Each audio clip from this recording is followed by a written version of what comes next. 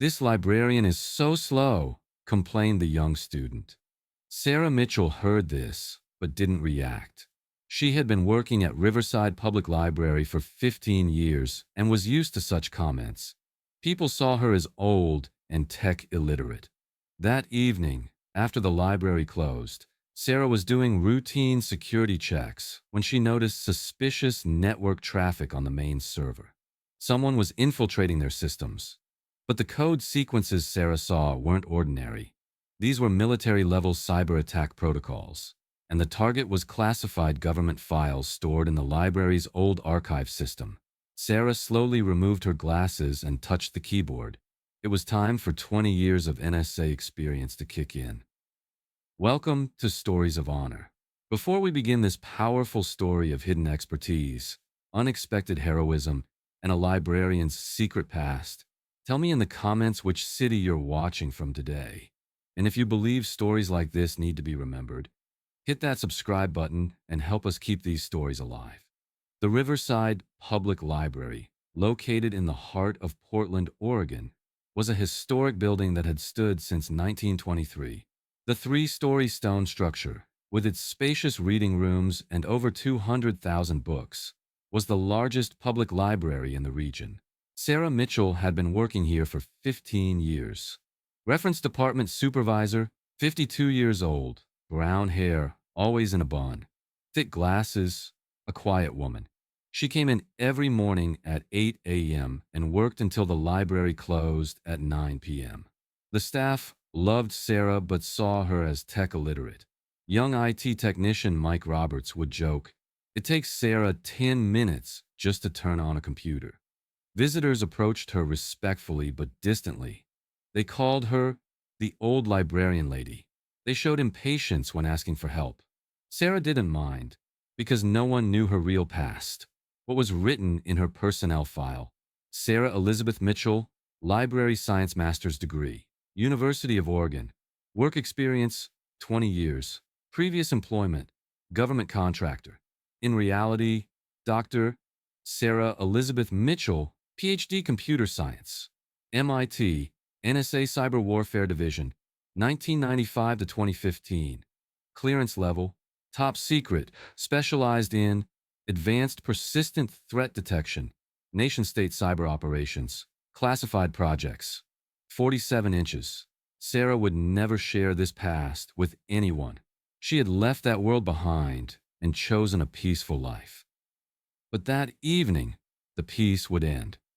Wednesday, November 6th, 8:30 p.m. The last visitors were leaving Riverside Library. Sarah was shutting down computers and cleaning tables as usual. Young student Jessica approached her. "Mrs. Mitchell, tomorrow is the last day for my assignment. Can I have more time?" Sarah smiled. "Of course, Jessica. But just one more day." After Jessica left, Sarah was alone. Security guard Tom hadn't arrived yet. He would start his shift at 9 p.m. Sarah began routine security checks. Were all computers off? Printers secure? Network systems normal? When she entered the IT control room, sounds from the main server were different than usual. Hard drives were running faster. Strange, Sarah thought. The system shouldn't be this active at this hour. When she looked at the monitor, what she saw shocked her. Network traffic, 847% above normal levels. Inbound connections, 47 different IP addresses. Data transfer, 2.3 terabytes outgoing. Someone was infiltrating their systems. Sarah's 20 years of NSA experience kicked in. This wasn't an ordinary hacker attack. She touched the keyboard and opened the command prompt. Netstat. In Feinster : 443 netstat.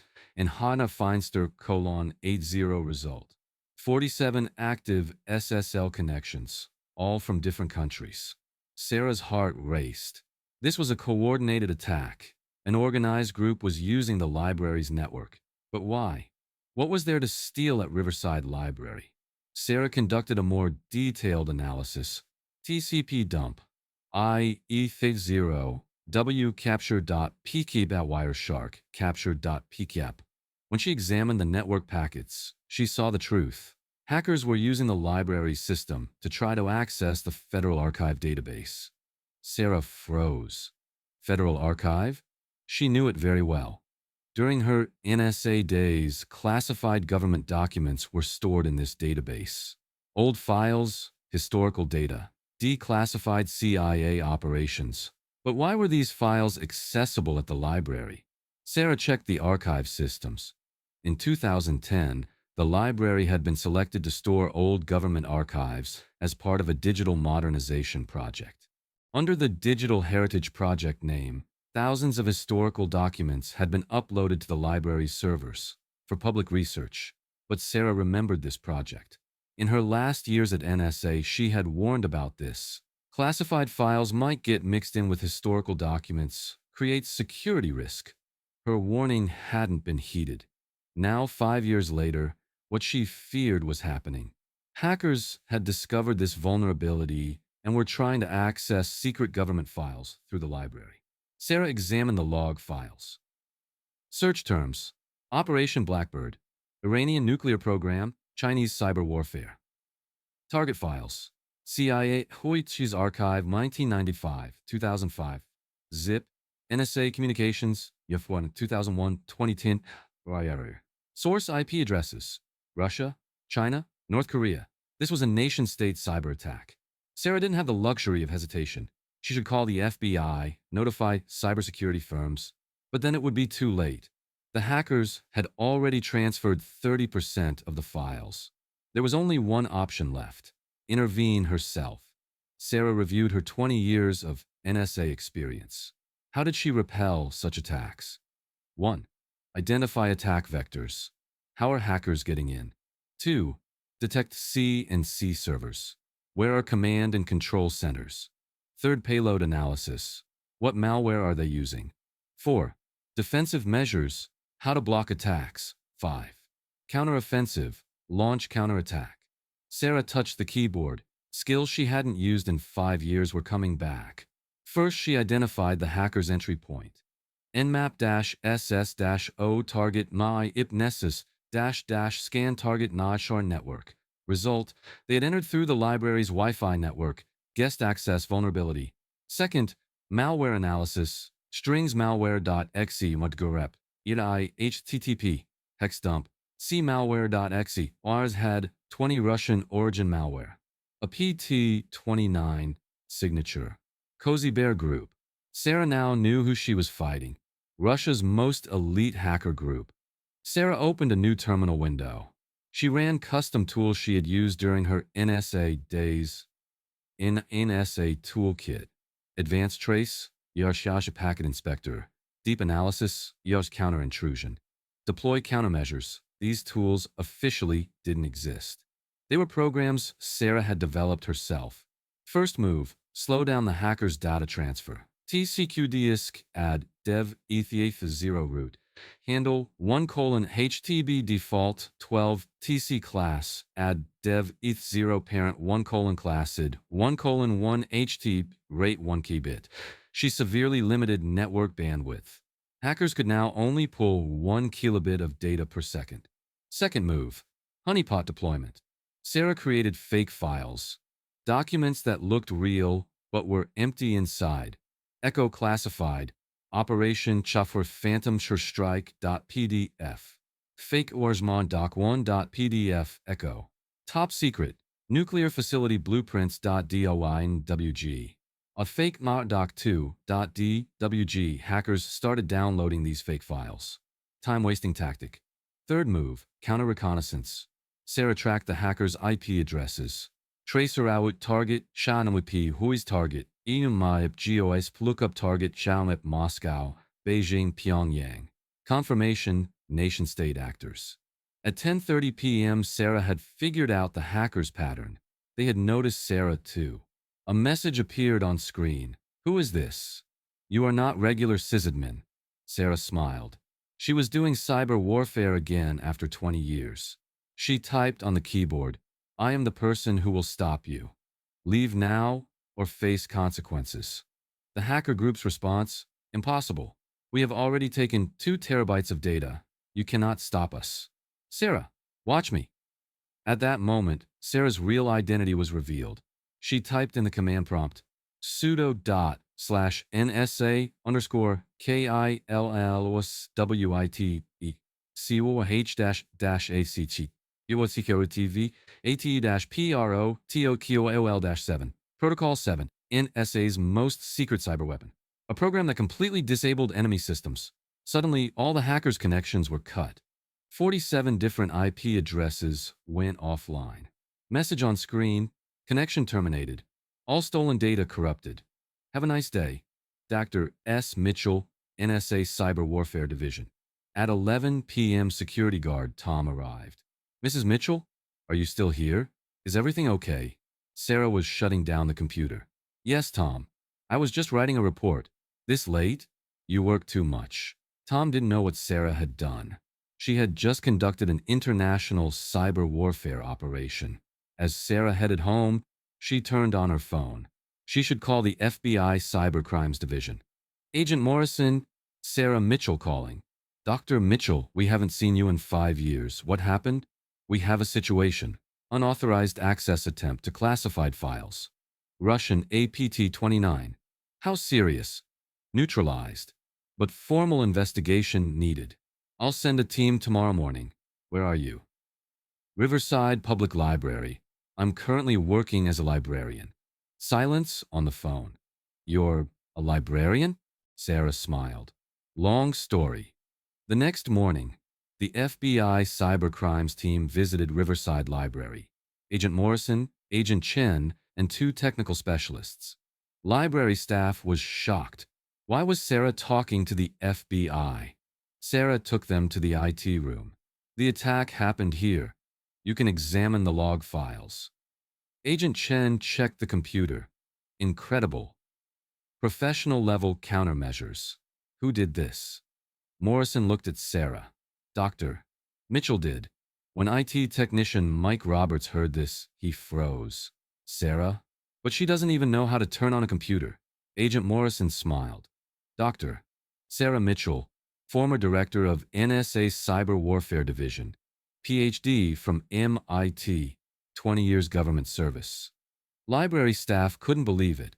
Library director Dr. Patricia Woods approached. Sarah, is this true? Sarah nodded. Yes, but I'm retired. Now I'm just a librarian. But why didn't you tell us? Because I left that life behind. Now I only deal with books and people.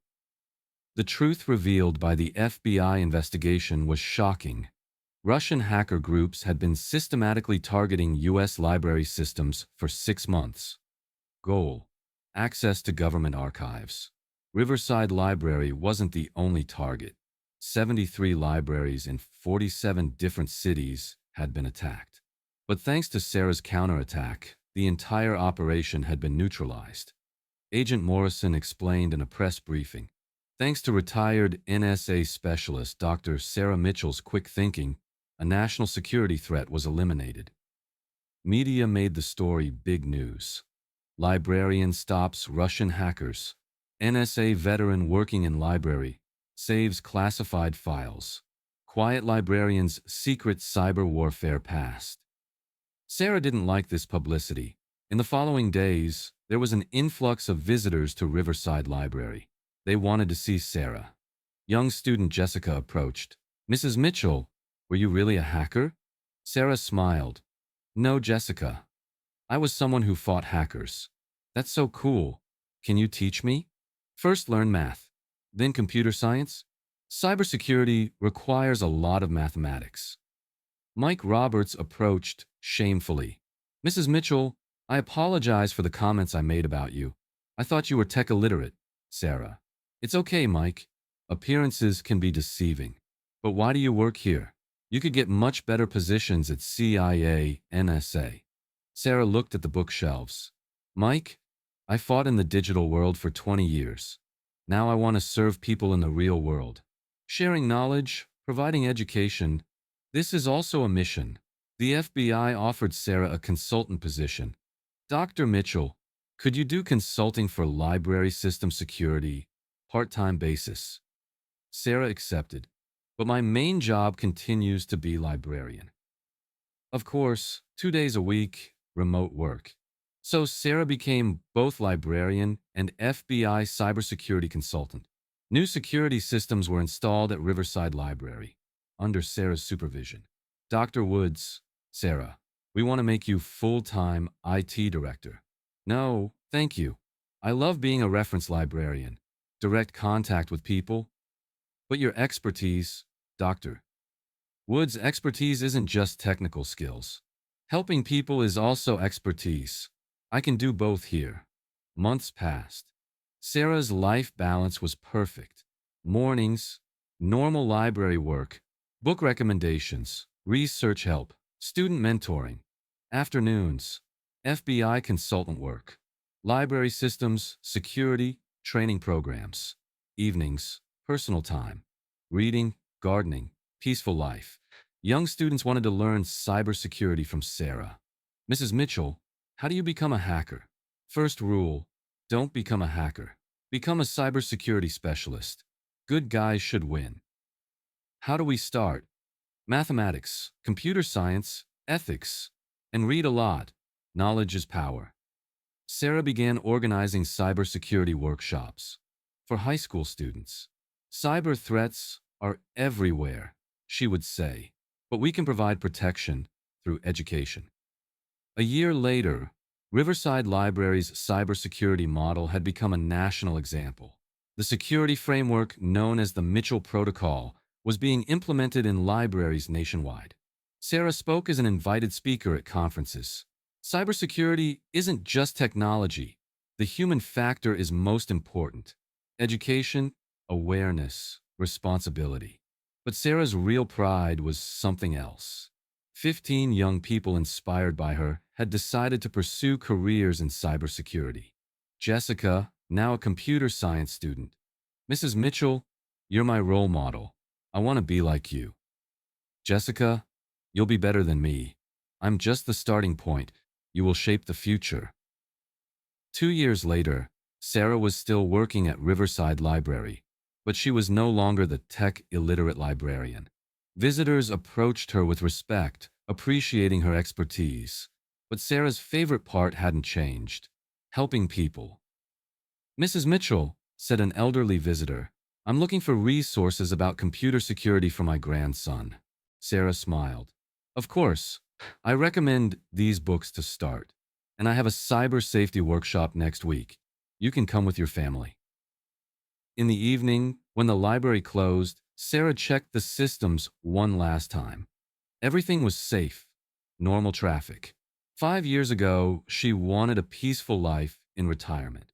Now she had both a peaceful and meaningful life.